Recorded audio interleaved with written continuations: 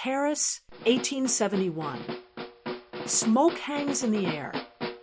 Church bells ring without rhythm. Barricades rise where cafes once stood, while history remembers the men shouting speeches and firing rifles. It forgets the woman kneeling in the dust, hands stained with blood, whispering comfort to the dying. Her name was Jeanne Martin. Jeanne was born in the 1840s, the daughter of laborers who lived close to hunger and far from power. Her world was laundry rooms, crowded tenements, and endless work. She learned early that survival depended on endurance. By her 20s, she was assisting in hospitals where suffering was constant, death never far away.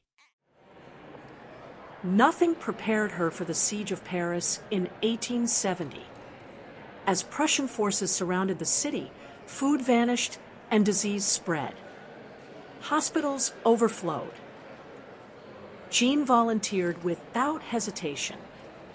Day after day, she cleaned infected wounds, held down screaming patients during amputations, and watched young men bleed out on straw mattresses.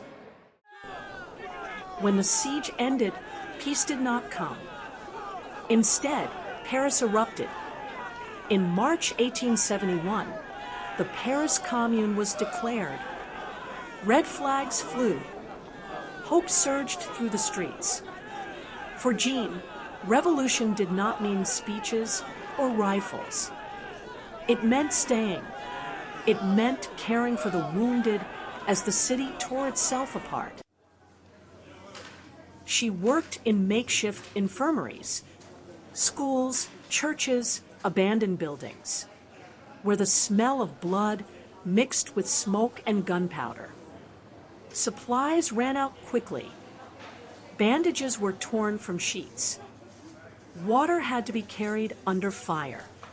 Jeanne moved through it all with quiet determination, refusing to abandon anyone who still breathed. Witnesses later remembered her calm.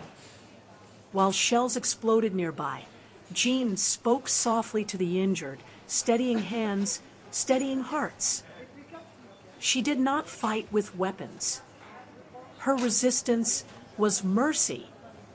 In a world collapsing into violence, she insisted on care, dignity, and humanity.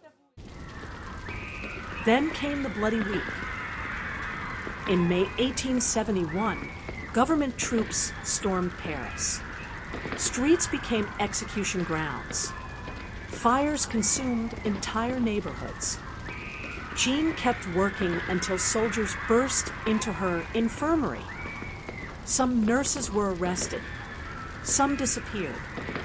Jeanne was detained briefly, questioned, and released. Her survival as fragile as chance itself. When the Commune fell, silence followed. Jeanne returned to hospital work. No medals. No recognition. She avoided politics, carrying memories she would never publicly share.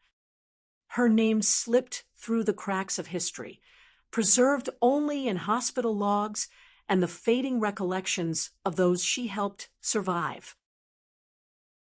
Jeanne Martin never expected to be remembered.